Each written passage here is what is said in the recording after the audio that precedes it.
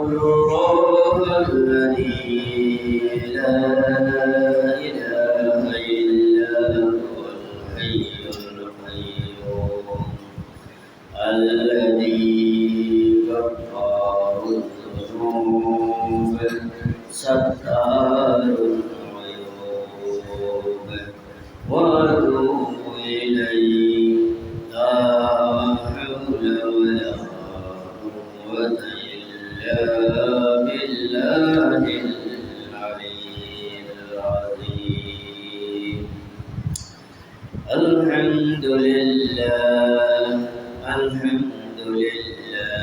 نحمده ونستعينه ونستغفره ونعوذ بالله من شرور أنفسنا ومن سيئات أعمالنا من يهده الله فلا مضل له ومن يضلل فلا هادي له وأشهد أن لا إله إلا الله وحده لا شريك له وأشهد أن محمدا عبده ورسوله.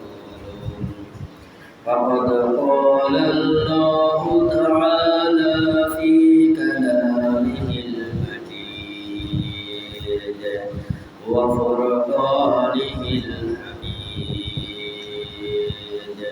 فأعوذ بالله من الشيطان الرجيم بفضل بسم الله الرحمن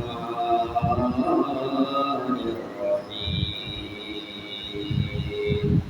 إن الله وملائكته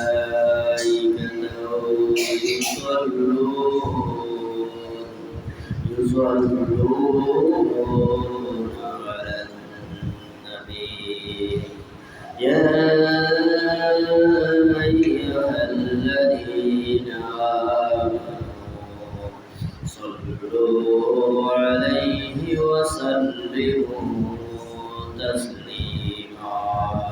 صلى الله على سيدنا محمد وآله وصحبه وسلم.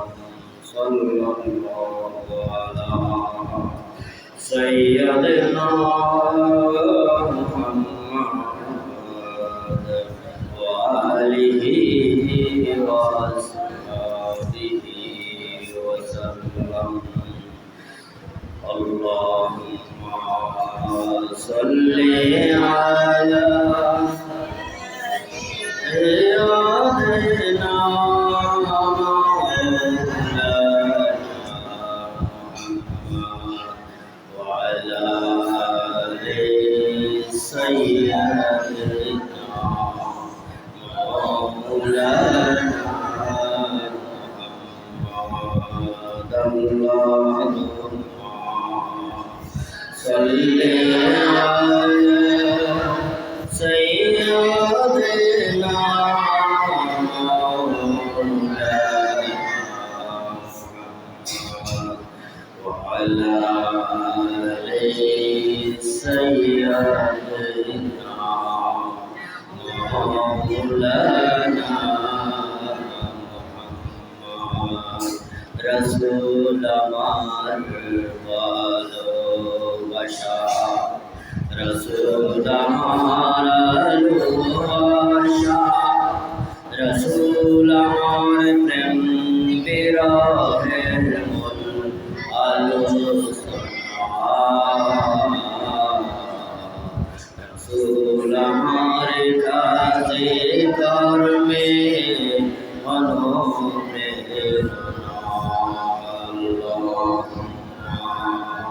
صل على سيدنا مولانا محمد وعلى آل مولانا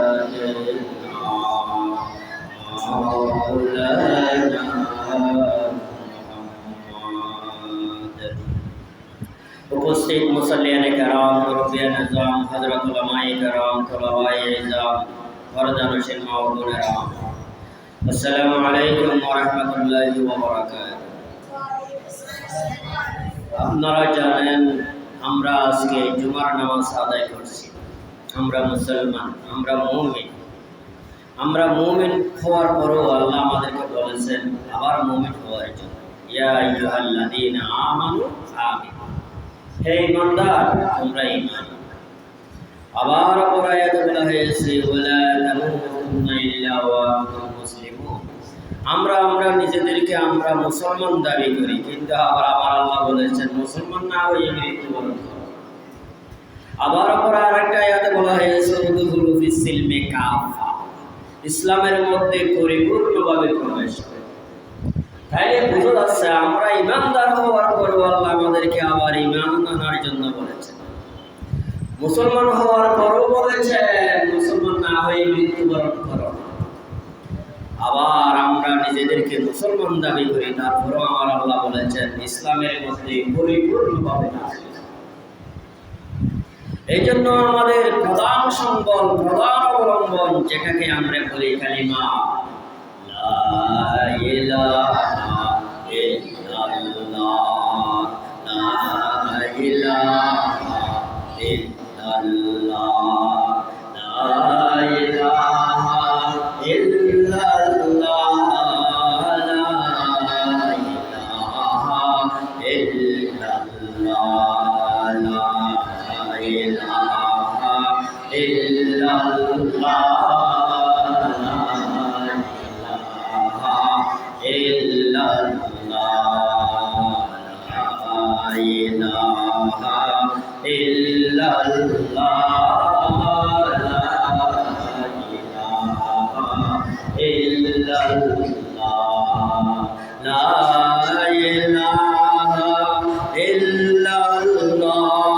ইলাহা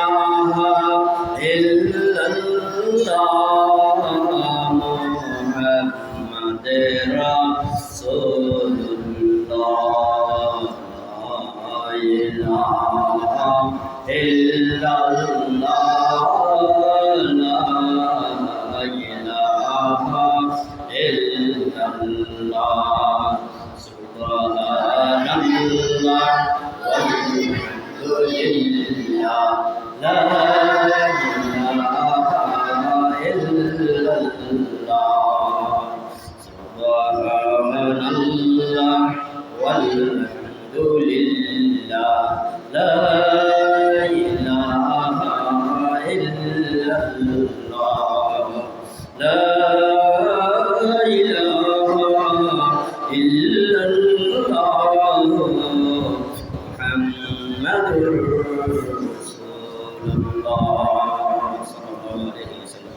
হাজারানা মজলিস। তাহলে আপনারা বুঝতে পারছেন ইতিমধ্যেই, শুধু আমরা লা ইলাহা ইল্লাল্লাহ বলে মুসলমান দাবি করলে মুসলমান হওয়া যাবে না। আল্লাহ তাআলা মুসলমান হওয়ার জন্য শর্ত করে দিয়েছেন। ঈমানদার বললে ঈমানদার হওয়া যাবে না, ঈমানদার হওয়ার জন্য শর্ত জুড়ে দিয়েছেন। সুতরাং সেইগুলো আমাদের জানতে হবে। এই জন্যই আমার আজকের বিষয় হচ্ছে লা ইলাহা ইল্লাল্লাহ এর অর্থ এবং এর শর্ত সমূহ।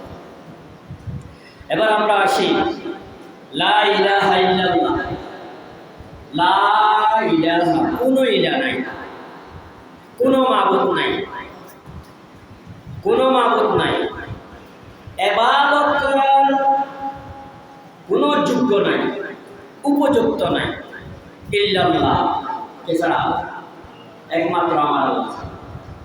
আমার আল্লাহ ছাড়া কি আর কারো ইবাদত করা যাবে?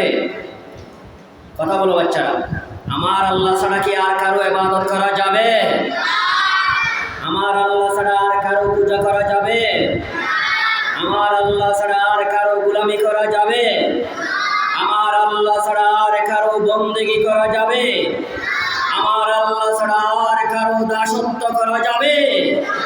আমার আল্লাহ ছাড়া আর কারো ইবাদত করা যাবে? যাবে না।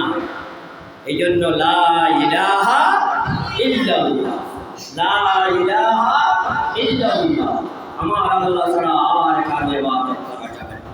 আমার আল্লাহ ছাড়া আর কারো আইন মানা যাবে না। আমার আল্লাহ ছাড়া আর কারো বিধান মানা যাবে না। আমার আল্লাহ ছাড়া আর কারো আমার আল্লাহর আদেশ ছাড়া, আমার আল্লাহর বিধি বিধান ছাড়া আর অন্য কোনো বিধি বিধান মানা যাবে না। লা ইলাহা ইল্লাল্লাহ মুহাম্মাদুর রাসূলুল্লাহ, প্রিয় নবী, সর্বশ্রেষ্ঠ নবী, সর্বশ্রেষ্ঠ নবী হযরত মুহাম্মদ মুস্তাফা সাল্লাল্লাহু আলাইহি ওয়াসাল্লাম আমার আল্লাহর একমাত্র, আমার আল্লাহর বান্দা এবং তার প্রেরিত রাসূল। এটাকে বলি আমরা কালমা লা ইলাহা ইল্লাল্লাহ মুহাম্মাদুর রাসূলুল্লাহ। আমরা জানি আমরা মুসলমান হিসেবে আমাদের প্রথম কথা হলো কালমা লা ইলাহা ইল্লাল্লাহ মুহাম্মাদুর রাসূলুল্লাহ। কিন্তু এই কথা বলার সাথে সাথে যে আমাদের আরো কতগুলো দায়িত্ব আছে, এগুলো সম্পর্কে আমরা ওয়াকিফ হাল, কিছু মানি কিছু মানি না। স্বার্থের পক্ষে আসলে মানি, স্বার্থের বিপক্ষে গেলে মানি না। আমার আল্লাহ যেগুলো আদেশ দিয়েছে, এটা কি আপনার স্বার্থের পক্ষে আসলো? আপনার কোন স্বার্থের কোন বিপক্ষে গেল না, পক্ষে আসলো? এগুলো চিন্তা করার সুযোগ নাই। আমার আল্লাহর বান্দা হিসাবে আমার আল্লাহ আমাদেরকে যা নির্দেশ দিয়েছেন তাই মানতে হবে, তাই মানতে হবে, তাই মানতে হবে, না মানার কোনো সুযোগ। তাহলে আমরা বারবার বলি লা ইলাহা ইল্লাল্লাহ, লা ইলাহা ইল্লাল্লাহ। আপনারা জানেন এই লা ইলাহা ইল্লাল্লাহ কত দামি?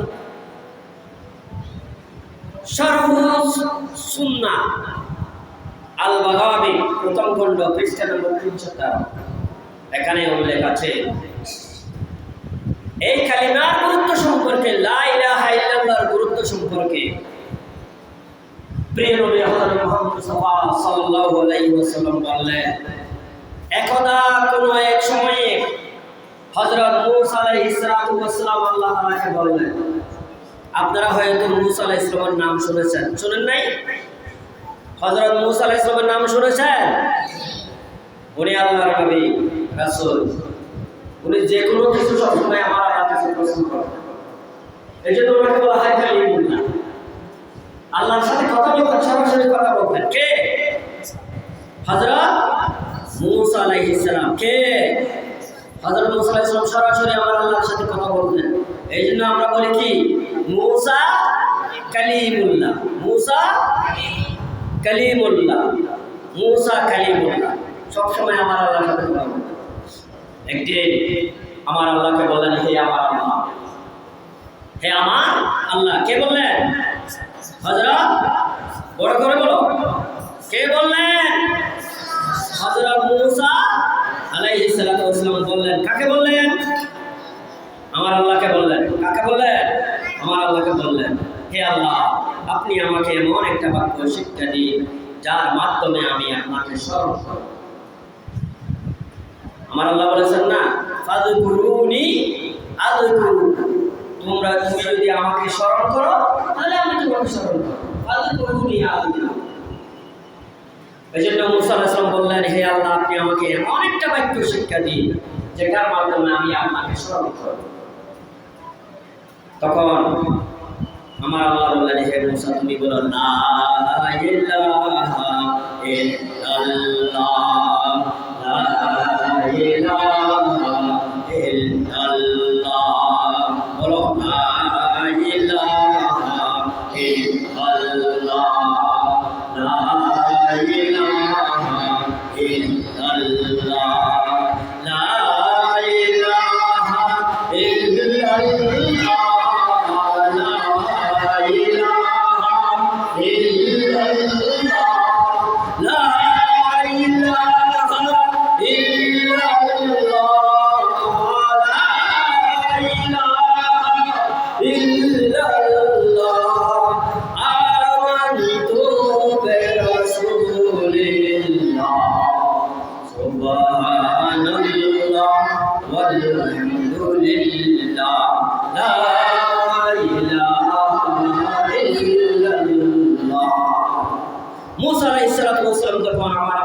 জিজ্ঞেস করলেন, হে আল্লাহ, আপনি আমাকে এমন একটা বাক্য শিক্ষা দেন যে বাক্যের মাধ্যমে আমি আপনাকে স্মরণ করতে পারি।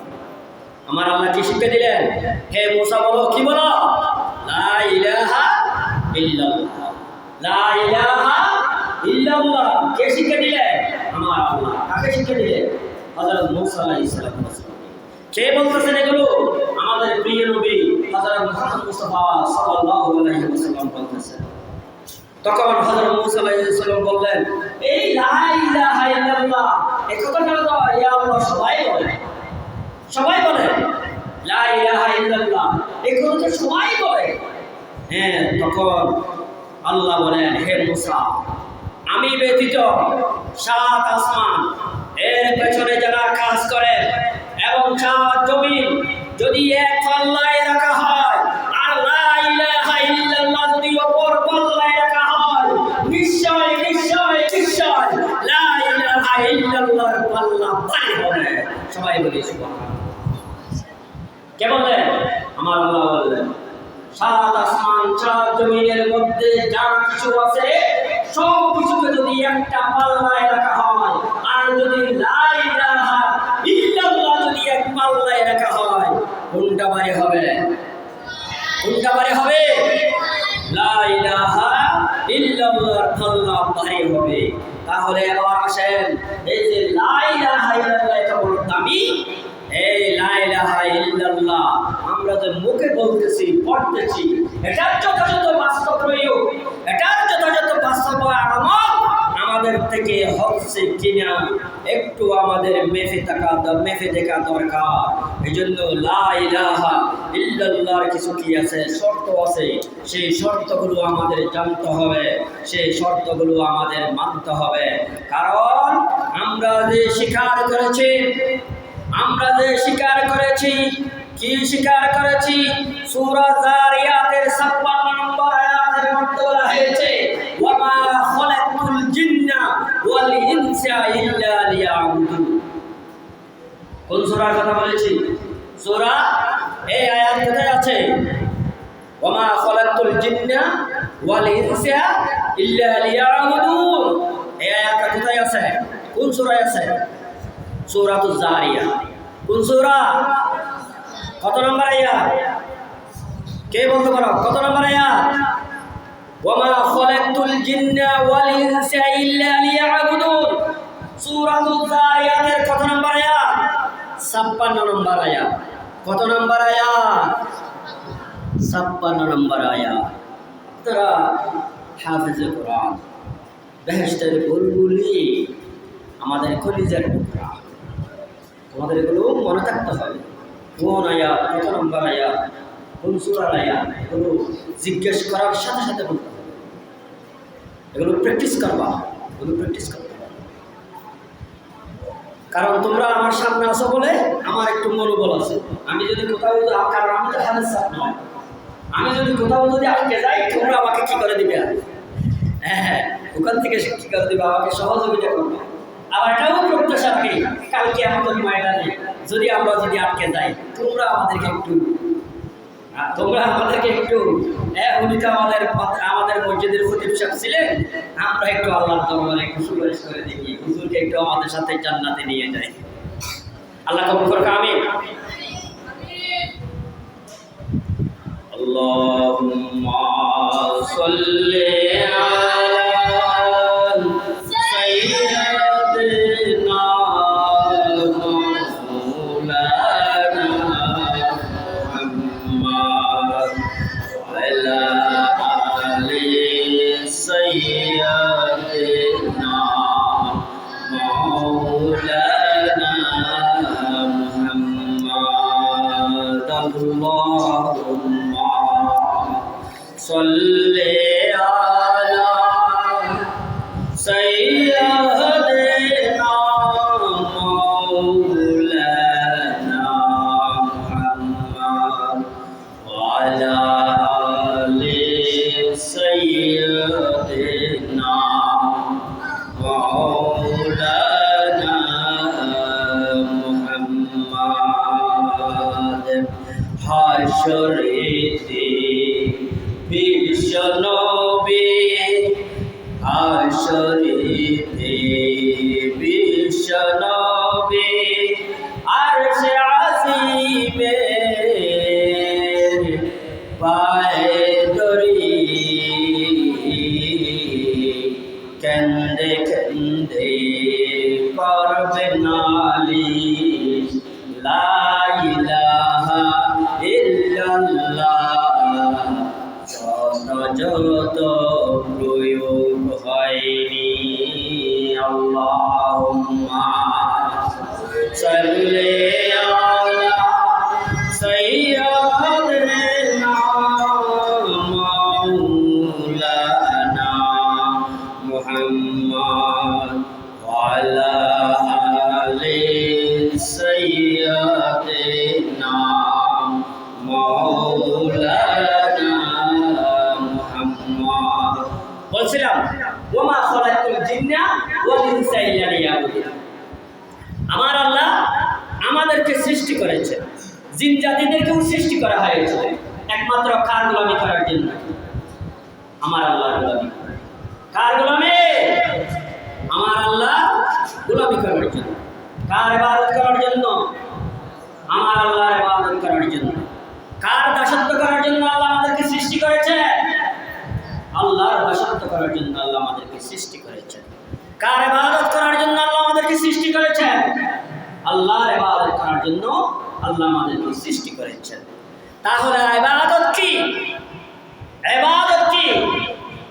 আমি নামাজ পড়লাম, নামাজ পড়া কি ফরজ নাকি মুস্তাহাব? কথা বলেন, নামাজ পড়া কি? কারণ আমার আল্লাহ বলেছেন আকিমুস সালাহ বলেছেন না? তাহলে আমার আল্লাহ যেহেতু বলেছেন আকিমুস সালাহ, নামাজ কায়েম করো, নামাজ প্রতিষ্ঠা করো, এজন্য আমি নিজেও পড়ি নামাজ, আমার বউ বাচ্চাদেরকে নামাজ পড়ার জন্য চেষ্টা করি। কারণ আমার আল্লাহ আবার বড় জায়গায় বলেছেন ও আনফুসাকুম ওয়া আহলিকুম নার, জাহান্নামের আগুন থেকে আপনি নিজেও বাঁচুন, আপনার পরিবার পরিজনদেরকেও বাঁচান। এটা আমার আল্লাহর আদেশ। কার আদেশ? আমার আল্লাহর আদেশ। এখন তুমি যদি হুসার করে দেবে শত সূরা 100 নম্বর আয়াত করতে পারবেন না হলে কেউ ও আনফুসাকুম ওয়া আহলিকুম নার বলতে সূরা 100 নম্বর আয়াত। হ্যাঁ সূরা মাশাআল্লাহ 100 নম্বর আয়াত। তারা বলতে পারবে, আয়াত বলতে পারবে না। হুজুর আপনার স্টুডেন্টরা আয়াত বলতে পারতেছে না, একটু কাইন্ডলি নজর দেওয়ার জন্য আপনার কাছে বিনীতভাবে অনুরোধ করতেছি।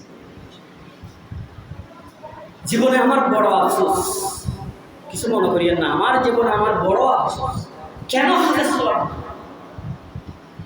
আমার মা বাবা কেন আমাকে শুধু কেন করতে পারাই না, এটাই আমার আফসোস। জীবনে আফসোসটা রয়েই যাবে, ব্যস্ততার কারণে পারছি না। না হয় যদি আমি ফ্রি থাকতাম, ইনশাল্লাহ কোনো কাজ করবো যদি না থাকতো, আমি আগে এই বয়সে যাই হোক। ও আনফুসাকুম, ও একালা বাঁচিকে আমার আদেশ, নিজে বাঁচো, পরিবার পরিজনকে বাঁচাও। কোন থেকে? জাহান্নামের আগুন। আমার আল্লাহ বলেছে। তাহলে কি এই জন্য আমরা নিজে নামাজ পড়ি, আমার পরিবার পরিজনদেরকে নিয়ে আমরা নামাজ পড়ি।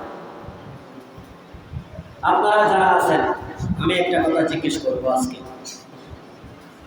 কোনো কারণে আপনারা জামাতে নামাজ পড়তে পারেন? জামাতে তো নামাজ পড়তেই হবে, তাই না?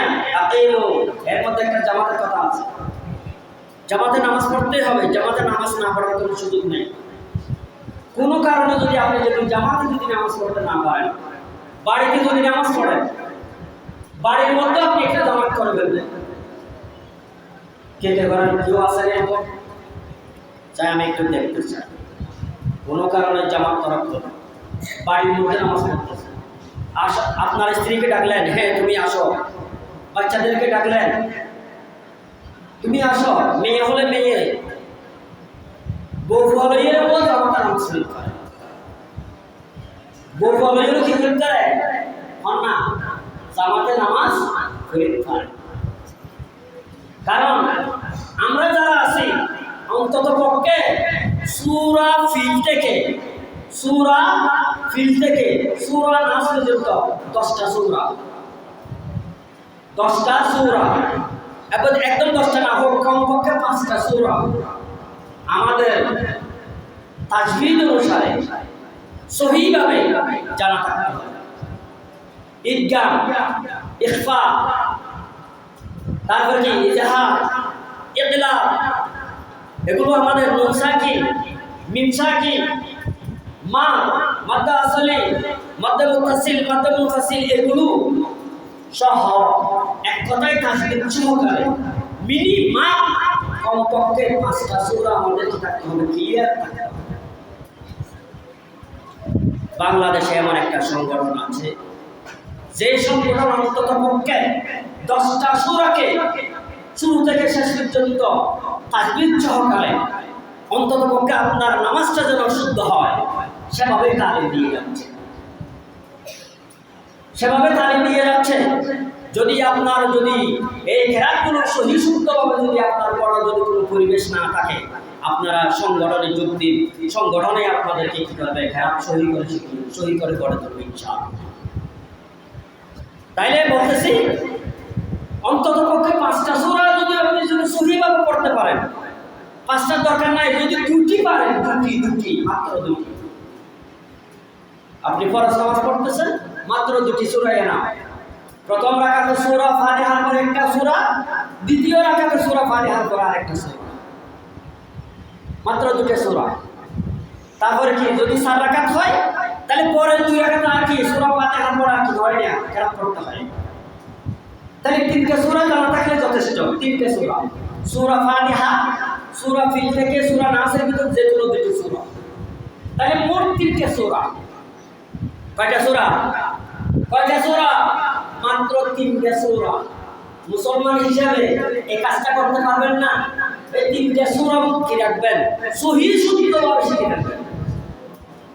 জামাত তরক হলো, আপনার বউ বাচ্চাদেরকে ডাকবেন, আসো আমরা জামাতে নামাজ। মেয়েদের একামত দেওয়ার নিয়ম নাই, আপনি নিজেই একামত দিয়ে আপনি নিজে কি করবেন, আপনার বাড়ির মধ্যে যদি 5 জন সদস্য থাকে, এগুলো কিন্তু ভালো করে খেয়াল করবেন। কোনো কারণে আপনি মসজিদে যেতে পারেন নাই, জামাত নামাজ পড়তে পারেন না, আপনি জামাতের কায়দা থেকে কেন বঞ্চিত হবেন? হ্যাঁ, আপনার বউ বাচ্চাদেরকে ঘরের মধ্যে যারা সদস্য আছেন তাদেরকে ডেকে আপনি নিজে ইমাম হবেন। আপনার পরিবারের সদস্য সঙ্গে যদি সবাই যদি হয়, মহিলা হয়, তারা আপনার পেছনে দাঁড়াবে। আপনি নিজেই একামত দিবেন, আপনি নিজেই কি করবেন, নামাজ শুরু করবেন। আলহামদুলিল্লাহ, দেখা যাচ্ছে আপনার পরে আপনার বাড়ির মধ্যে একজন আপনার সন্তান আছে, উপযুক্ত সন্তান আছে, তাহলে আপনার পাশে কিছু দূরত্ব রেখে তাকে দাঁড়াবেন, সে দাঁড়াবে, এরপরে পেছনে আপনার বউ মেয়েরা দাঁড়াবে, আপনার ছেলেকে বলবেন একামত দাও। আর আপনার থেকে যদি আপনার ছেলে যদি কি হয়, উপযুক্ত হয়, ভালোভাবে যদি কি করতে পারে, কেরাত শুদ্ধ করতে, তাহলে তাকে কি করতেন, ইমাম বানিয়ে তাকে ইমাম বানিয়ে দিয়ে নামাজ পড়া শুরু করে দেয়। তাহলে এগুলো আমরা কেন করতেছি? আমি যে কথাগুলো বলতেছি কেন করতেছি? আমার আল্লাহ আদেশ। কার আদেশ? কার আদেশ? আমার আল্লাহর আদেশ। এই যে লা ইলাহা ইল্লাল্লাহ, আল্লাহ ছাড়া কোনো মাবুদ নাই, এই যে আমরা আল্লাহর ইবাদত করতেছি, ইবাদত এগুলো আমরা ইবাদত করার জন্য এই পলিসিগুলো অবলম্বন করছি। অনুরূপভাবে নামাজ পড়া যেমন আপনার উপর ফরজ, যাকাত দেওয়া আপনার উপর ফরজ, অনুরূপভাবে আপনার থেকে দ্বীন কায়েম করাও ফরজ। এই কথা আমল করার জন্য আমি আপনাদের সবাইকে বিনীতভাবে আবেদন জানিয়ে আমার সংক্ষিপ্ত বক্তব্য, আমার আলোচনা শেষ করলাম। ওয়া মা তাওফীকি ইল্লা বিল্লাহ ওয়া আলাইহি তাওয়াক্কালতু ওয়া ইলাইহি উনীব। আসসালামু আলাইকুম ওয়া রাহমাতুল্লাহি ওয়া বারাকাতুহু।